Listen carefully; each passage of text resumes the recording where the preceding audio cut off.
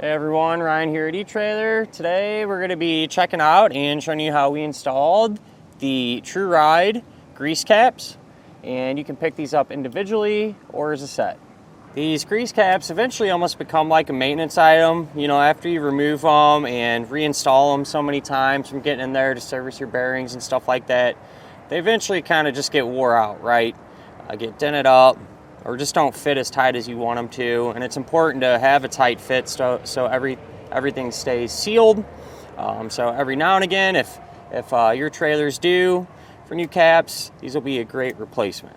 These are a really common fit for a lot of different axles in that medium to more heavy duty range. And I have an extra one on hand here. And these are going to work or have an outer diameter of 2.446. That's, like I said, real common. If you're unsure what you got, you can always remove one of your old caps, measure it, or even measure the hub bore so that from inside the hub where the cap gets pressed into, and that'll help you determine if these are going to work for you or not. These don't have a plug or anything like that on it. They're all completely solid.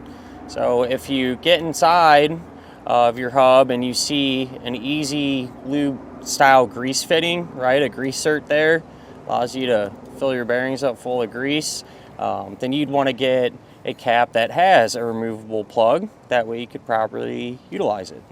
The caps do have a zinc coating on them, so you know, a little extra layer of protection, hopefully extend the life of them a little bit. But other than that, at the end of the day, not really a whole lot to these, you know. Like I said, they'll make a great replacement for your damaged or missing caps on your trailer. Now, as far as getting the old ones removed and the new ones drove into place, everyone's setup's going to be a little bit different, but we'll go ahead and do this one now and hopefully give you some direction on how you can do yours at home. To get the old cap out, people use a variety of different techniques. Some people just take a rubber mallet and tap them out if you can get to it like that. Some people take a chisel or a flathead screwdriver, work them out. I like to use a little tool like this. Just makes it a little bit easier. It's a little pry tool. But what I'm trying to do here is just drive that between the face of the hub and the flange there on our cap. You can usually hit it in a few different spots.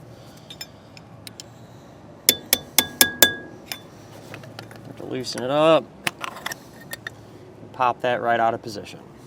To get the new one in, I just like to take a little bit of grease, put it around that flange. Just seems to help out a little bit when you're driving this in place. And several different techniques people use to get these back in. Some people just tap on them directly with a mallet. I don't really suggest doing that, but it does work. Chances of denting the cap or something, though, definitely are increased.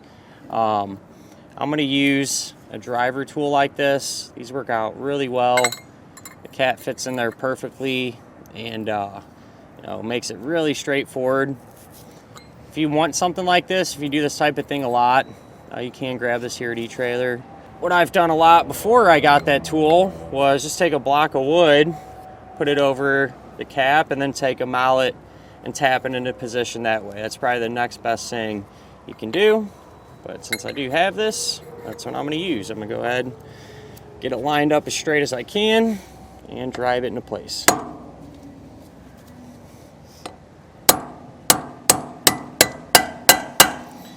You just work it in until it's flush.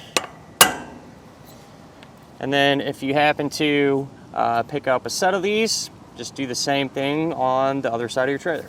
With that all wrapped up, that'll about do it for our look at and our installation of the TruRyde grease caps.